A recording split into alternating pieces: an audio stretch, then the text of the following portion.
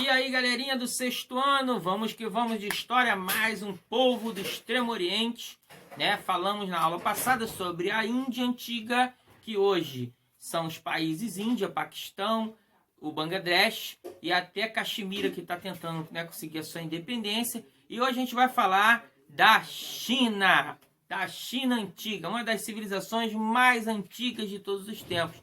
Alguns arqueólogos falam que desde 7.000 anos antes de Cristo já havia grupos na planície entre os rios Amarelo e o Rio Azul, né? O rio Wangho, conhecido como Rio Amarelo, e o Yangtze, o Rio Azul, conhecido como um dos rios de maior quantidade, né, de distância, né?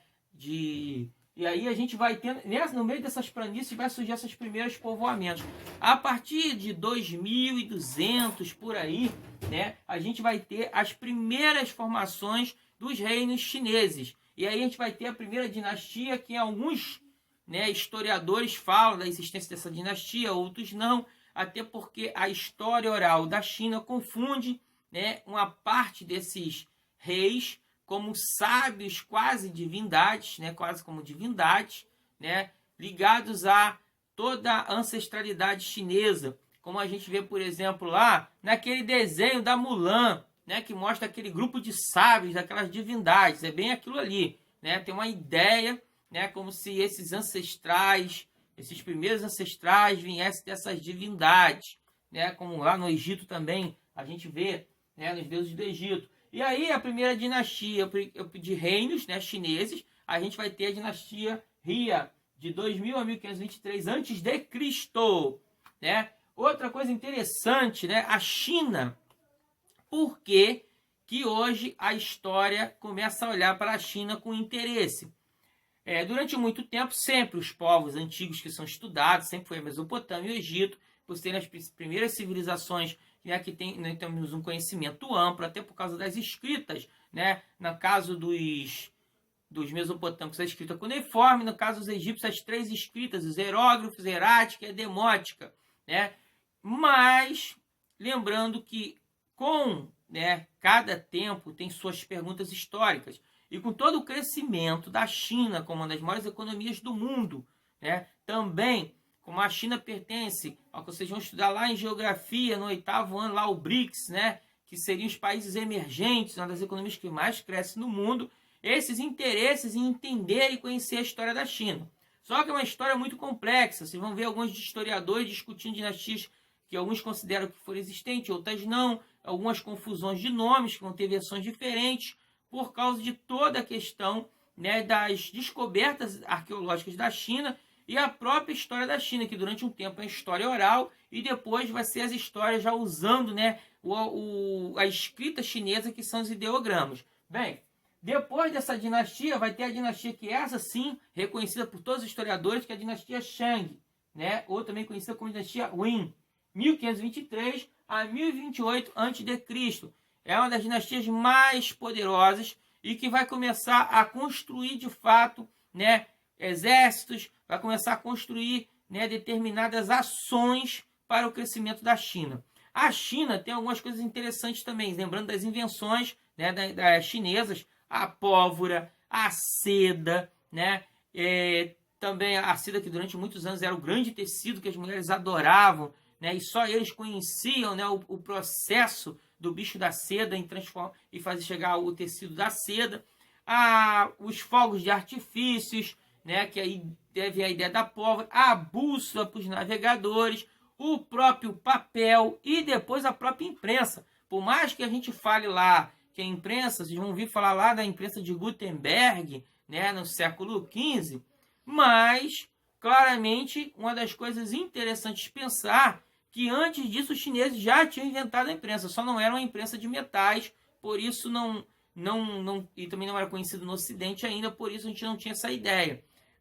Claro que a produção, a invenção de Gutenberg, Johannes Gutenberg, vai ser extremamente importante, mas já havia, né, a imprensa chinesa. Bem, depois tem a dinastia dos Zhous, conhecidos também como Filhos do Céu, que vai ser uma mistura de religiosidade com o poder, né, desses reinos, que vai de 1027 a 256 a.C., e aí a gente vai ter uma crise feudal. em que esse grande reino vai se separar em vários feudos, né? E a China, né, vai ter um grupo feudal desse que vai tomar a frente e vai fundar a dinastia Qin, que essa é a dinastia que vai criar a China imperial, aquela China de Mulan, do desenho da Mulan, né? A China imperial. Essa China imperial, por quê? Vai expandir muito mais, né, o território da China e vai começar a ter algumas modificações, como impostos, moeda única, né, as regras de pesos e medidas. Tudo isso vai ser instituído pelo grande imperador, o primeiro imperador, que aí aqui tem uma discussão do nome dele, né? Em alguns lugares vão chamar de Shen Huangti e outro em Qi Shi Huang. Mas o Huang está lá, né? O Huang, esse senhor chamado Huang, vai ser o grande imperador que vai, né, instituir o Império Chinês. E a partir dele, né, começa essa China imperial. É nesse período também que vai começar a construção daquele monumento, que começa lá com ele, nos anos 220 a.C., por aí, né, e vai até a dinastia Ming, já no período medieval chinês, né, já no século 14 para 15, né, então são quase em torno de 1.700 anos a construção dessa muralha da China, né, essa construção da grande muralha da China, e que tem um grande papel primeiro.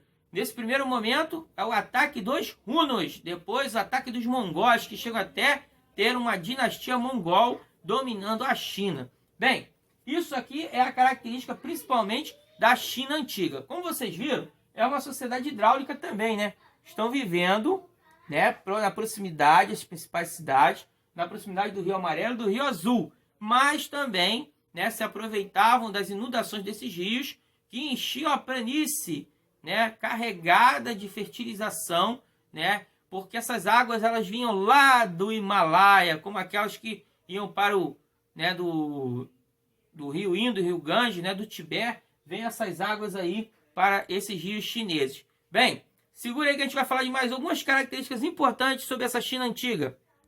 Bem, galera, para a gente concluir, né, falando ainda sobre China, a gente está falando aqui de duas coisas muito importantes. Primeiro, a questão da Rota da Seda, que é uma rota extremamente comercial, que levava da China até perto da Turquia, e muitos, principalmente no início os árabes, né, os persas e todos esses povos dessas regiões faziam esse trajeto e era comercializado desde ouro, joias, várias coisas, mas principalmente a seda. Por isso, depois de muitos anos, vai ser batizado pelo europeu de Rota da Seda.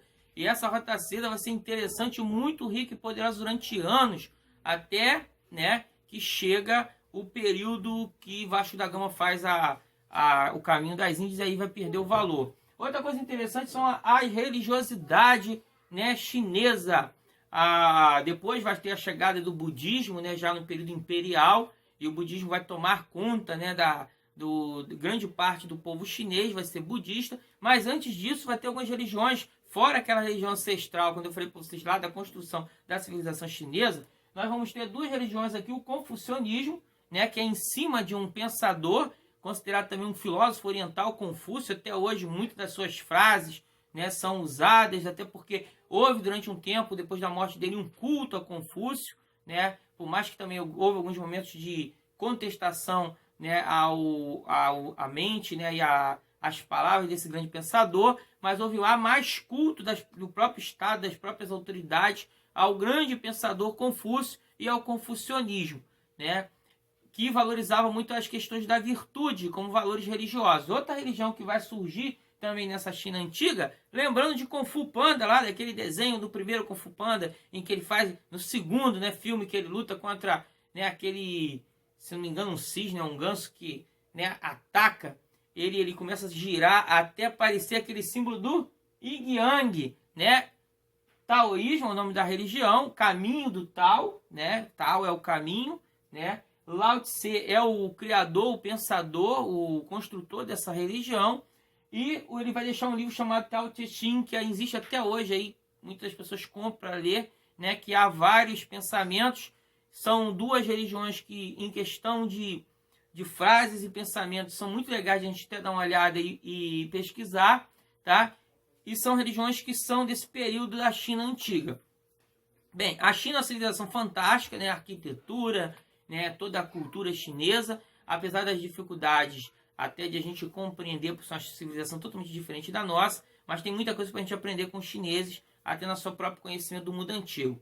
Bem, tem outras civilizações, gente, várias, que a gente não está falando aqui porque não dá tempo, mas tem a civilização do Japão, que é uma civilização também que vai viver próxima do mar, tem a civilização russa, né? Várias civilizações antigas. Só que acontece, muitas dessas civilizações também são baseadas em história oral, então há muita discussão, né, e debates até hoje, porque acaba a história dependendo muito da arqueologia para a gente conhecer mais a profundo, né, essas civilizações. Fora outras civilizações que eram nômades, né, e viviam de saques, como os hunos e os mongóis, mas isso é para outros momentos. A gente vai acabar conhecendo as civilizações principalmente no período do medievo.